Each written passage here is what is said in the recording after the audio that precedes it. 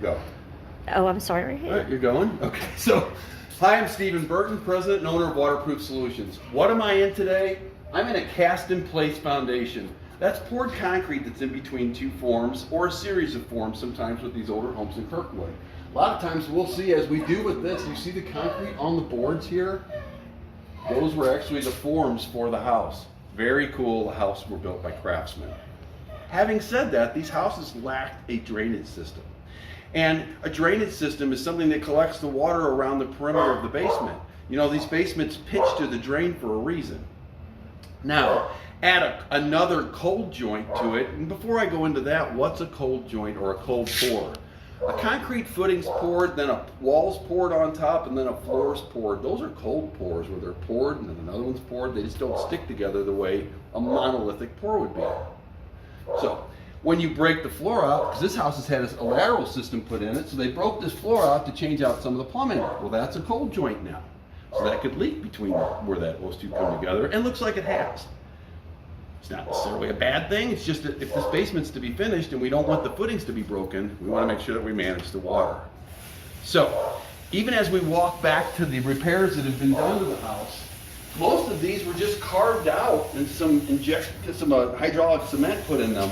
They don't seem to be active, but I can't tell. The floor is pretty dirty from some of the work that was done prior to us being here. Excuse me, prior to me doing the inspection. And we've got a pretty good break in the floor here where water's come up, so we know we have hydrostatic issues. There may be something coupled with plumbing here too because of it being in this area. So, with all these breaks in the floor, we're gonna consider the drainage system going around the perimeter, because I can see where the water's come up and left mud. This is an addition. So we have a footing that runs through here, so this is a completely separate situation if we were to deal with it hydrostatically as well.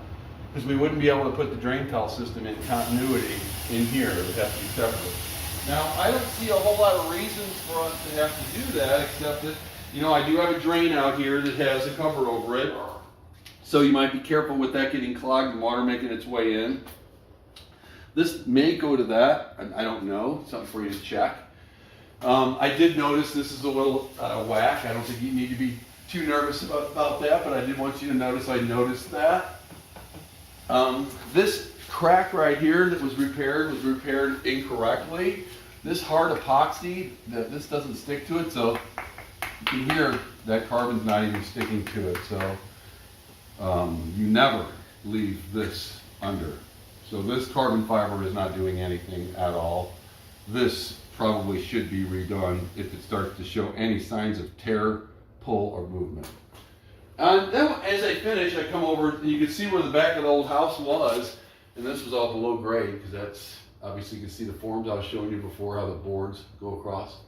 But when I see this area here, kind of dark, it's where water sits until it's dried up. Putting the system in on the front part of the house may completely cure that, but it's something to watch. And again, I'm not here to try and cause trouble, but when I'm asked to do an inspection, I do an inspection, and everything I've stated is the fact. I don't see any pressure relief for this addition or the front of the house, which would require some pump and drain tile. We would do all that through Kirkwood with permit process, and I think moving forward, we'll put together a bid to properly repair that crack so that house doesn't move at all in the addition. That would be a terrible thing. It's an easy fix. We'll also include a drain tile system for the front of the house and discharging to a dry well that's proper for Kirkwood. It's always important to manage your downspouts and do everything you can with the water outside.